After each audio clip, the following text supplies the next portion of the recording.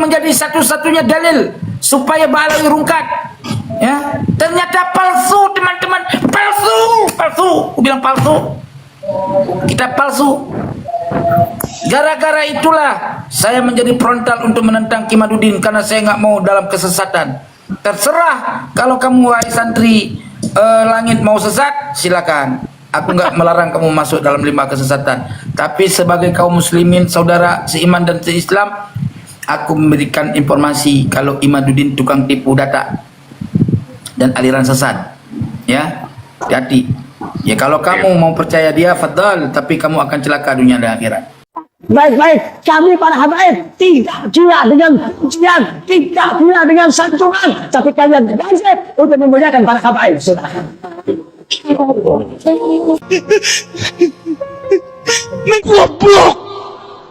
Catat baik-baik ya teman-teman. Beliau ini Habib tidak butuh santunan dari kita, tidak butuh dengan belas kasihan kita, tidak butuh kasihani kita, pokoknya tidak butuh kepada kita teman-teman. Yang butuh itu kita kepada mereka, butuh syafaat mereka, butuh tiket VIP mereka untuk masuk surga. Karena apa? Cucu Nabi. Orang yang matinya membenci keluargaku akan dikumpulkan di hari kiamat bersama orang-orang Yahudi, walaupun dia beribadah sampai terpotong-potong badannya. Kita wajib mencintai Ahlul Bait, tetapi Ahlul Bait pun, keluarga Rasulullah harus sadar bahwasanya dia akan dituntut pertanggungjawaban oleh Allah atas nasab yang mulia yang Allah titipkan kepada dirinya sebagai amanat. Ingat itu. Wajib ya. Kata lain, agar kita ini mengagungkan mereka, meskipun pada awalnya si Habib ini mengatakan kami tidak butuh bagaimana, tidak begini, tidak begitu, tapi pada ujung-ujungnya mereka minta dimuliakan. Artinya apa? Minta diagungkan mereka ini teman-teman. Assalamualaikum ya Rasulullah, Assalamualaikum ya Habibullah. Hadir Rasulullah di sini.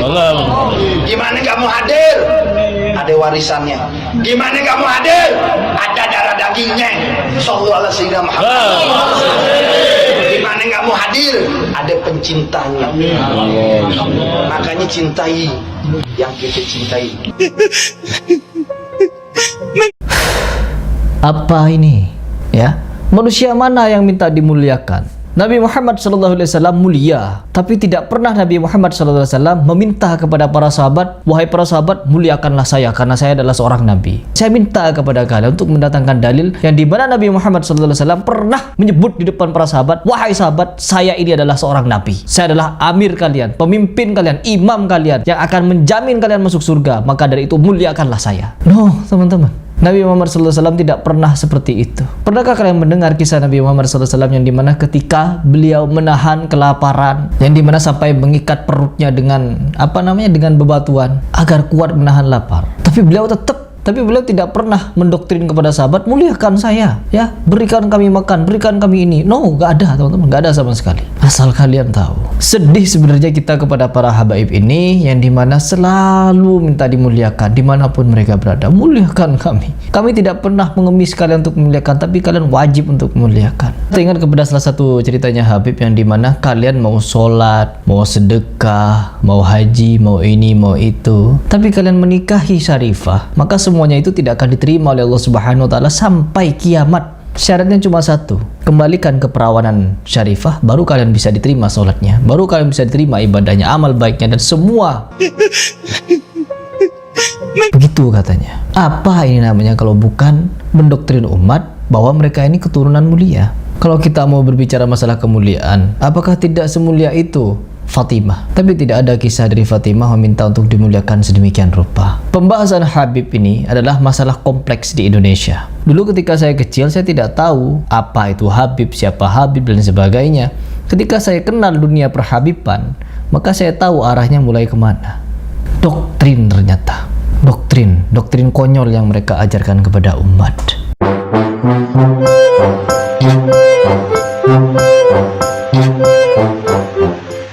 Allahumma salli ala sayyidi Sadat.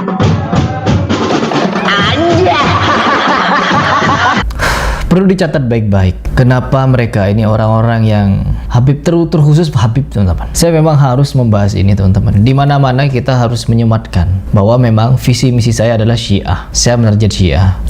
Rabithah Alawiyah. Kenapa para Habib ini banyak yang menyimpang ajarannya, banyak yang nyeleneh ajarannya, banyak mengambil dari mimpi, dikit-dikit mimpi, dikit-dikit mimpi. Habis ziarah pulang, anak ketemu Umi, akhirnya tuh anak ketiduran anak mimpi Walid.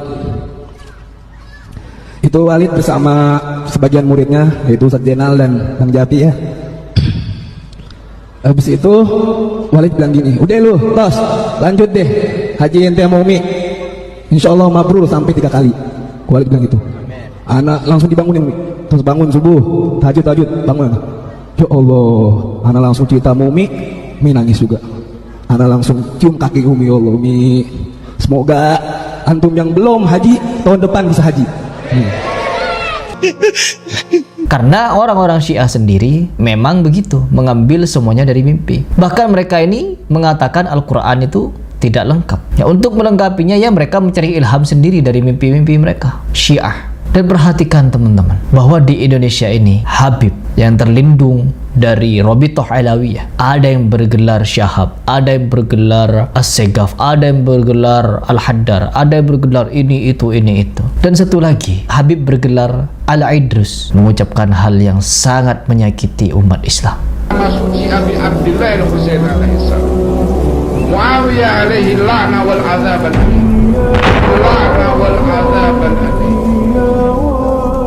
menyakiti dengan celaan-celaan kepada seorang sahabat penulis Quran, dan orang Syiahnya Habib.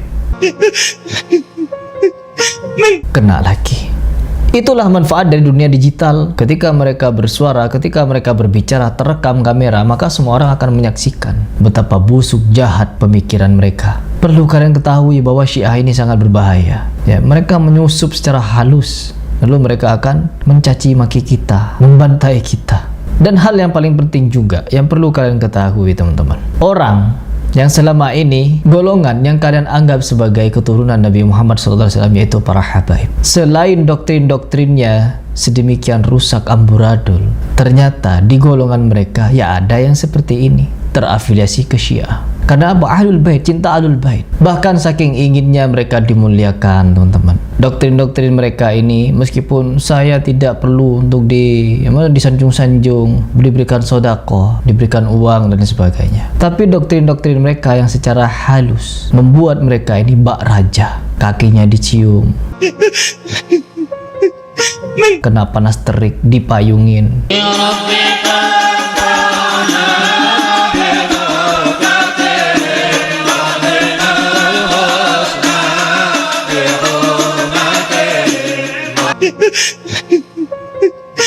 Dikipasin dari belakang.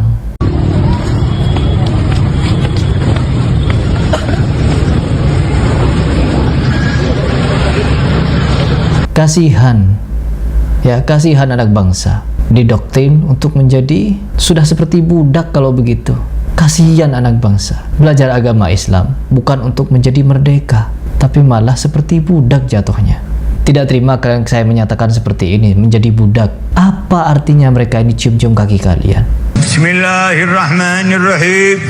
Sabbih isma rabbikal a'la alladhi khalaqa fasawwa walladhi qaddara fahada walladhi akhraja al-mar'a faj'alahu tha'an nahwa sanuqri'uka fala tansa.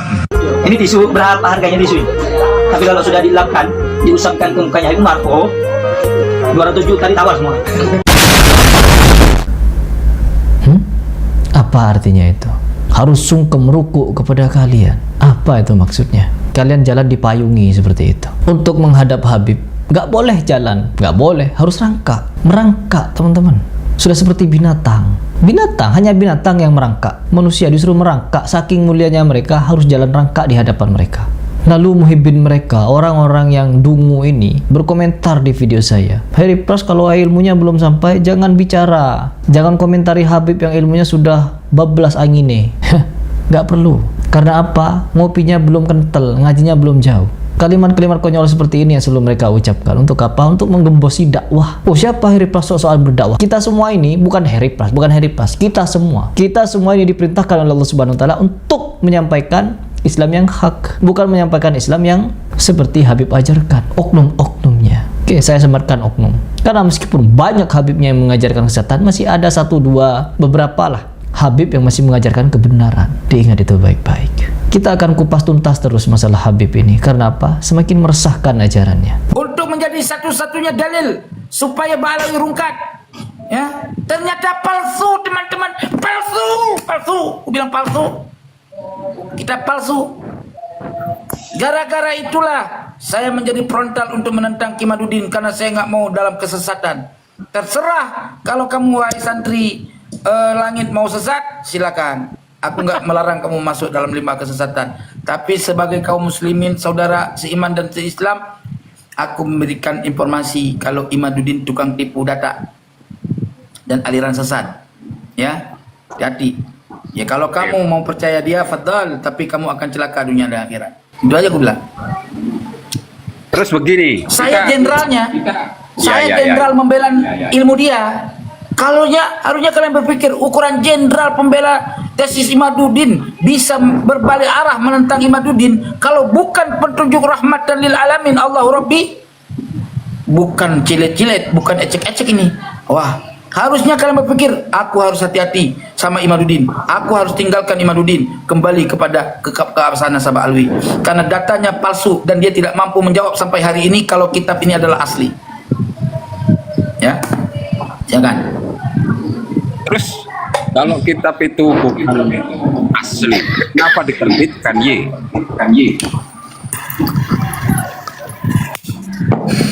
Bang, penerbit itu nyari duit.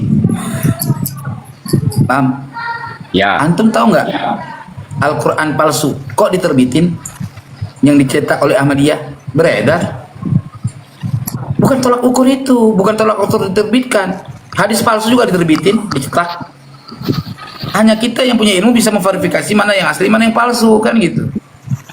Ya, sekarang dengan adanya, sekarang saya kemarin lihat Naat datang ke Indonesia. Gimana ini tanggapan teman-teman? Kenapa? Kemarin saya lihat live-nya di apa itu, Naat kan datang di Indonesia untuk meluruskan sejarah Wali Songo. Jadi gimana tanggapan Tengku Kori ini gimana? Terhadap siapa yang saya tanggapi? Ya, terhadap Naatnya.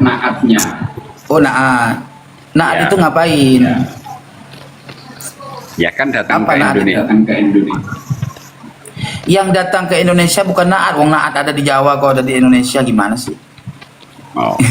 Gimana? Maksud kamu bertanya yang terang gitu loh.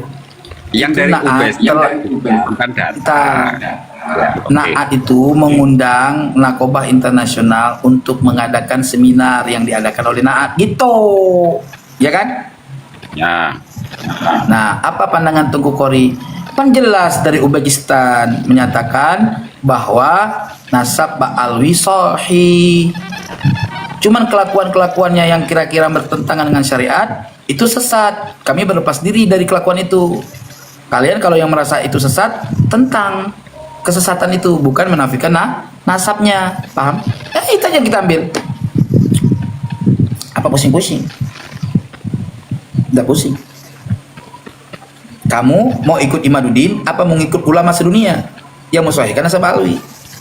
Fatal. Saya tanya balik, kau mau ikut Imaduddin yang tukang tipu data, yang nggak pernah berani mengungkapkan kebenaran di hadapan orang yang berilmu, apa mengikuti ulama internasional? Kalau sementara ini saya lanjutan dengan dan tidak mengikuti nasab, itu aja. Loh, saya bingung kamu nih. Kamu nggak ngikutin Nabi, tapi nggak ngikutin agama Nabi. Terus agama apa? Bukan masalahnya gini. Saya ini lahir di Jawa dan tidak pernah membicarakan kan gitu. Jadi mau Nggak, terus kamu nasabnya Oke, udah paham maksud saya. Bagi saya udah paham maksudnya. tidak terpengaruh. Saya sudah paham maksud. Saya paham maksud kamu. Begini Mas, kamu mau lahir di mana kek? Mau di ujung kulon kek? Ya? Mau di hutan belantara mana kek? Gitu kan? Asal sampai risalah agama pada dirimu, ada tugas kamu. Pertama, mengikuti agama. Ya, kedua, mempelajari ilmu agama. Ketiga, mendengar dan menerima serta menjalankan dan mengamalkan ya nasihat alim ulama. Kebenaran itu tidak didominasi oleh satu orang. Kebenaran itu didominasi oleh dalil, nas, al-isbat, al-musbit, wal nafi yahtajani ila ad-dalil wal hujjah. Faman la dalila lahu fala hujjata lahu wa man la hujjata lahu fala haqqa lahu. Siapa orang yang tiada dalil baginya, maka tiada hujjah baginya. Maka siapa orang yang tidak punya hujjah, maka tiada kebenaran baginya. Maka Imad tidak punya dalil dalam membatalkan nasab alwi, maka tidak ada hujjah bagi Imad. Maka si Imad tidak punya kebenaran. Kebenaran itu adalah bagi orang yang berhujjah. Orang yang berhujjah adalah orang yang tidak pernah takut bermunazarah, berdiskusi, bermujadalah dengan siapapun, dimanapun, dan kapanpun. Itu orang benar. Kenapa? Karena keyakinan dia kepada sebuah kebenaran itu sudah fana, sehingga dia tidak pernah merasakan takut apapun. Kalah bagi dia adalah sebuah kebenaran, bukan sebuah kemaluan. Jadi Imaduddin, dia takut kalau dia kalah. Itu tanda kalau dia bukan sebuah kebenaran, karena menjaga kemaluannya. Menjaga rasa malunya, gengsi.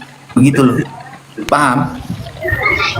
Sebenarnya gini kalau untuk meluruskan dia seharusnya karena dia sudah bikin hujah sendiri, ya seharusnya ditasreh sekali ya bagaimana benarnya. Yang tasreh aja ulama sedunia, ulama ahli nasab sedunia dari Mesir melalui mahasiswa di Mesir mengatakan apa? Imaduddin itu adalah Juhailun.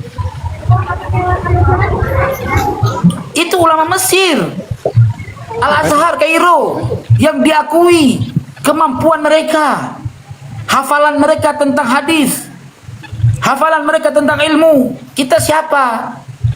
Mereka mengatakan Imaduddin minal Juhaili, orang Juhail. Dipakai kata-kata tasgir supaya tidak terlihat sombong. Orang bodoh yang paling bodoh. Bukan, enggak pakai minal jahalah, bukan. Juhailun. Juhailun itu apa? Yang paling rendah, yang paling hina, berarti yang paling goblok kalau bahasa kasarnya. Itu ulama internasional. Lalu kalian mau ngikutin pahamnya Imaduddin yang sudah digelar Juhail oleh ulama internasional? Ya terserah. Ana bari'u minkum. Saya berlepas diri dari kalian. Saya berteriak-teriak karena dahulu saya jenderalnya pendebat Imaduddin. Saya yang menantang semua rombongan mukimin. Siapa yang nggak saya tantang? Rumel Abbas udah pernah berdebat sama saya. Gus Jaini udah pernah berdebat sama saya. Wafi udah pernah berdebat sama saya. Siapa yang nggak pernah? Buya Qurtubi udah debat sama saya. Siapa yang belum pernah petinggi-petinggi membela nasab alwi dulu yang tidak pernah berdebat sama saya? Semua sudah saya pernah debat. Tapi saya katakan, saya tanya sekarang, siapa di antara mereka yang pernah berdebat selain Rumel Abbas ya dengan Imaduddin? Nggak ada. Rumel Abbas bukan debater. Rumel Abbas itu orang yang bermuzakarah untuk kayak curhat gitu loh, bukan debater. Jadi kalau ada data orang dipelajari dulu, terus Imad kasih data dipelajari. Oh ya, oh begitu, oh datanya di situ ya, catat sama dia. Nah dia itu adalah orang yang pengkaji, penikmat dan pengkaji itu Rumel Abbas.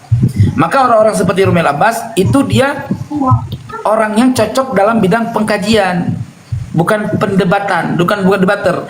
Jadi data yang didapatkan oleh Rumel Abbas dikasih ke saya, dikasih ke debater, oleh debater dipahami, belajar untuk memperkuat data itu. Itu sebetulnya. Jadi Imaduddin nggak pernah bisa berdebat sama siapapun. Itu tanda tesis dia nggak punya kekuatan. Nah sekarang gini loh Mas, saya kasih data lagi ya. Nih saya kasih data. Imaduddin nggak mungkin bisa menjawab memang. Kalau bisa dijawab asik nih. Imaduddin timbal menjawab pertanyaan ini dan memverifikasi data yang hak, ya. Mesti dia akan berubah. Itu aja. Jangan mutar-mutar jawabannya. Jangan lari kemana-mana. Bawa lari ke kitab ini, kitab anu, kitab ini, kitab anu. Ini aja tanggung jawab dia. Di dalam tesisnya Imaduddin hanya berkiblat untuk membatalkan nasabah alwi dengan satu-satunya kitab, yaitu kitab Asy-Syajarah Al-Mubarakah ini. Yang diklaim kitab inilah yang membatalkan nasabah alawi, karena di dalam isi kitab ini terkait ada 3 orang anak Ahmad bin Isa, bukan 4, yaitu Abdullah Muhammad, Ali dan Husin. 3 orang ini anaknya Ahmad bin Isa dalam klaim kitab ini. Dan ini inhisar di abad ke-6, ya. Kenapa saya bela Imad? Waktu di abad ke-6 sudah ditutup buku anaknya Ahmad bin Isa itu hanya 3, bukan 4. Maka 4 itu batal. Kecuali ada hujah lain yang sejaman. Maka saya hadirkan Abnaul Imam. Diklaim oleh Imaduddin Abnaul Imam palsu. Ternyata setelah kita teliti, Abnaul Imam lebih asli daripada Syajarah. Bukti, ya, sebentar, ada yang mau masuk. Bukti Syajarah Al-Mubarakah lebih keji daripada kitab Abnaul Imam, lebih palsu. Ali bin Syarabsyah ini bertemu langsung, menurut pengakuan kitab ini, bertemu langsung dengan Imam Fakhruddin Ar-Razi, ya. Ali bin Syarabsyah bin Abil Ma'ali.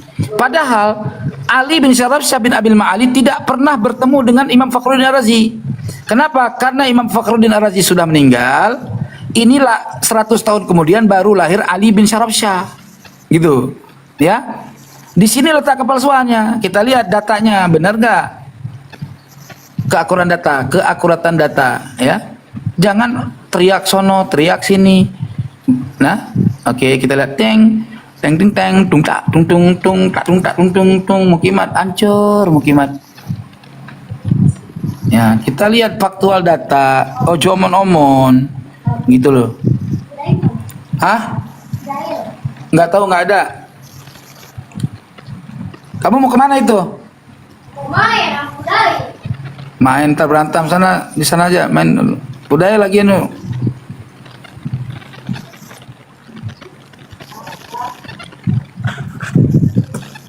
Ya perhatikan ini, saya mau ngasih besar ini. Oke. Sudah lihat belum ini? Kelihatan nggak? Kurang gede dikit.